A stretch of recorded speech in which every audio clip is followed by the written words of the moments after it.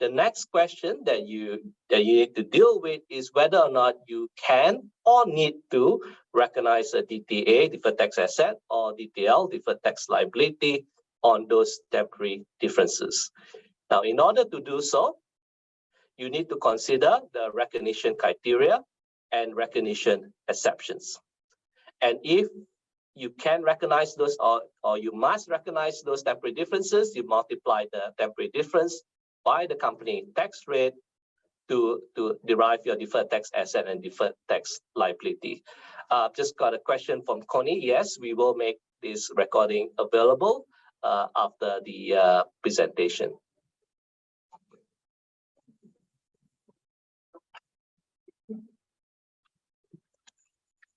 Okay, so in deciding whether or not you need to recognize a DTL or can recognize a DTA, for a taxable temporary difference, a temporary difference that increases your tax in the future, you must recognize a DTL for them, unless a recognition exception applies.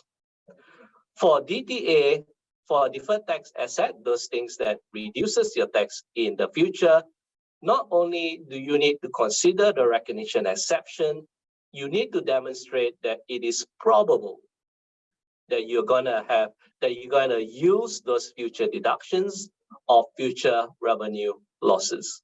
And we'll look at this probable criteria shortly. In relation to capital losses, it's a little bit more difficult to demonstrate that it is probable that you're gonna use those capital losses. You need to show two things. One is there's something on your balance sheet that you're gonna dispose of for a capital gain enough to absorb those capital losses.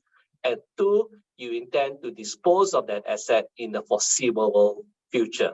So that's a more, I guess, difficult criteria to satisfy.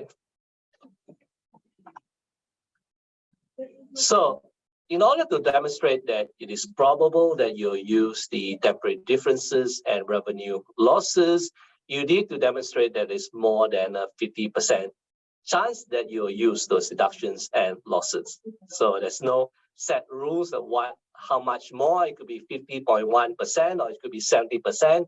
You can determine that number based on your internal policies.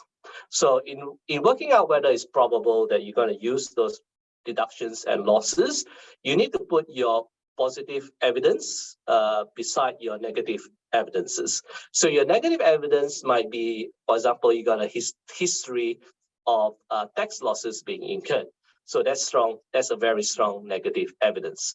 Your positive evidences might be, for example, you acquired a business that is generating income, or if the economic situation has changed, or you have come out from the I guess a startup period.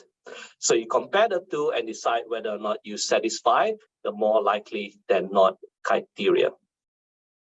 Also, you can recognize an amount of deferred tax asset to offset any DTLs that you are required to recognize.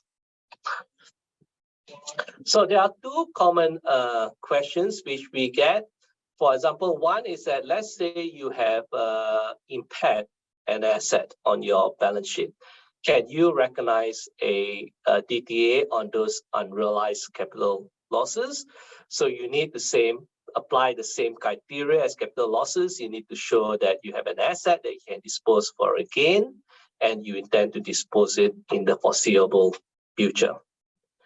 Another question that we get is, I have to recognize the DTL, but I don't recognize any deferred tax assets. Now, is that the situation? So as I said, you can recognize enough deferred tax asset to offset any DTLs, deferred tax liabilities you have. So you end up with a net DTL of 0.